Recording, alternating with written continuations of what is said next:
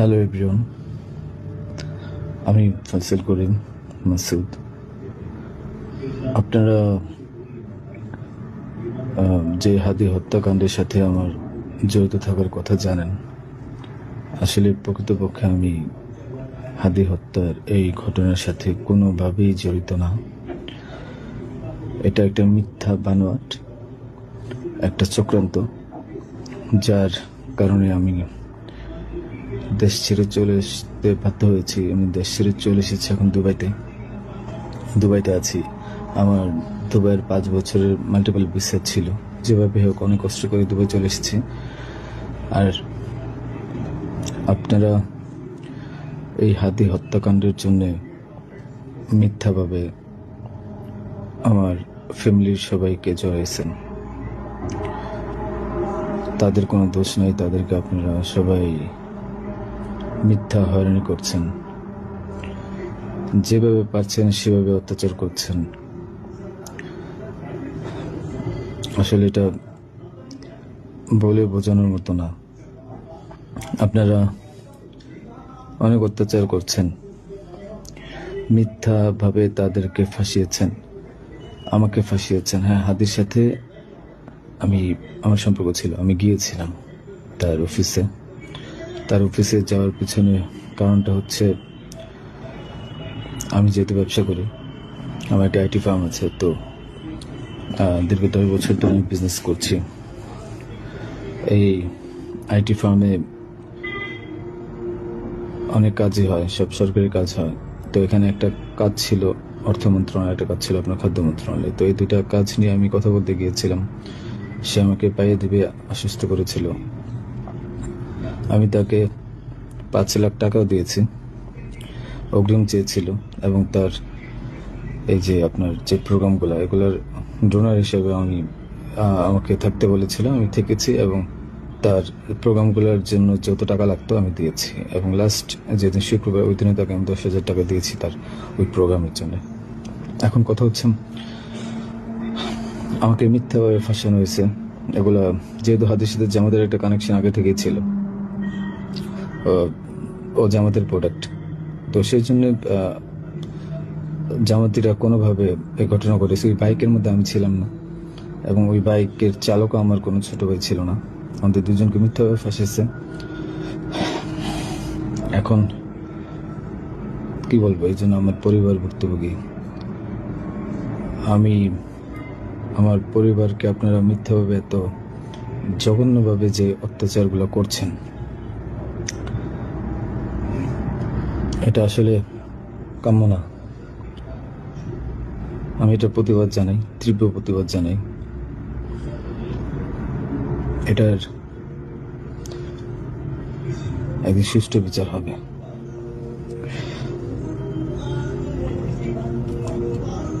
এই ঘটনার সাথে আমার পরিবার, আমি কোনোভাবেই জড়িত না।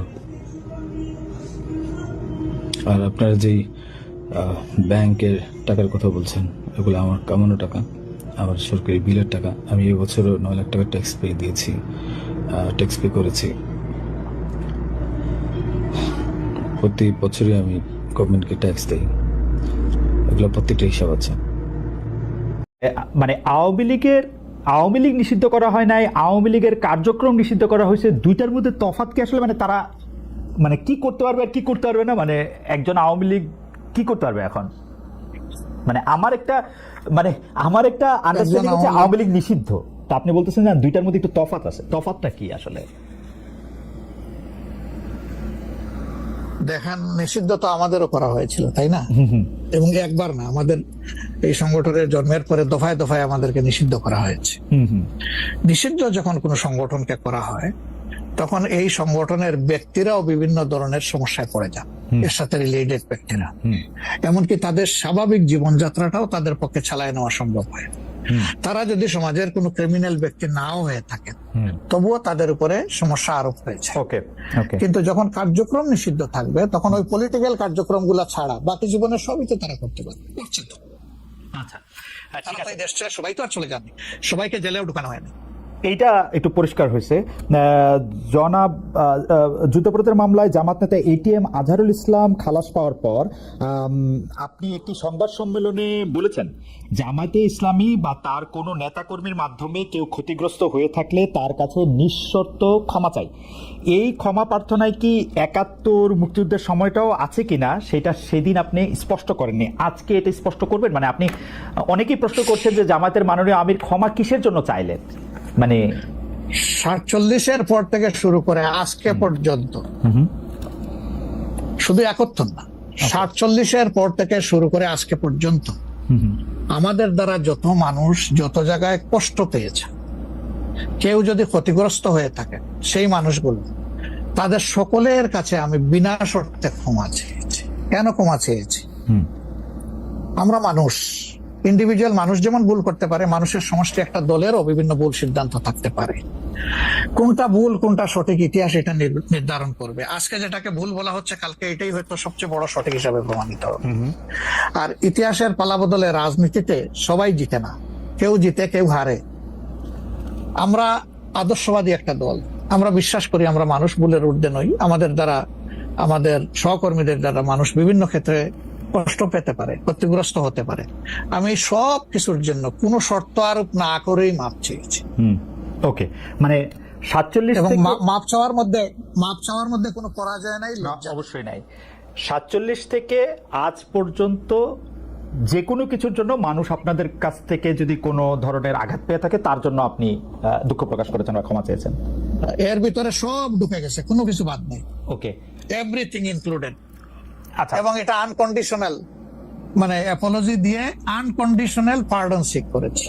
এইটা কি ডক্টর শফিকুর রহমান, আমি আসলে যেহেতু আপনার সঙ্গে আমার মানে নানা সময় কথা বলার সৌভাগ্য হয়েছে, মানে পর্দার বাইরে পর্দার ভিতরে, সেটা আমি জানি বলেই আমি আমার প্রশ্নটা করছি যে আপনি যে ৭১টাকে এই ৪৭ থেকে আজ পর্যন্ত একসাথে বললেন, এর কি কোনো বিশেষ কারণ আছে নাকি? মানে না না না না না না, কোনো বিশেষ কারণ নাই। আমার মানবিক মূল্যবোধের জায়গা এবং আমার দায়িত্বের জায়গা থেকে আমি বলেছি, অনুভূতির জায়গা থেকে, দায়িত্ব এবং অনুভূতির জায়গা, বিশেষ কোনো কারণ।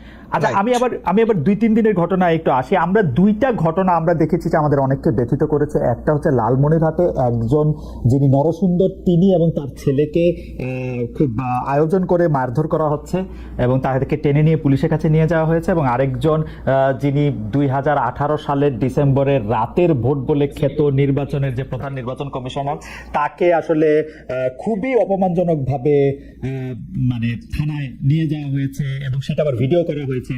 মানে আমি সাধারণভাবে যেটা বুঝি, আপনি আমাকে শাস্তি দিতে পারেন, আপনি আমাকে মৃত্যু দিতে পারেন, কিন্তু মানুষ হিসেবে আরেকটা মানুষকে অসম্মান করার অধিকার যে আমাদের নাই, এইটা কি মানে মানে নাকি এইটা আমাদের আছে কারণ তারা একটা খারাপ কাজ করেছিল, এরকম কি?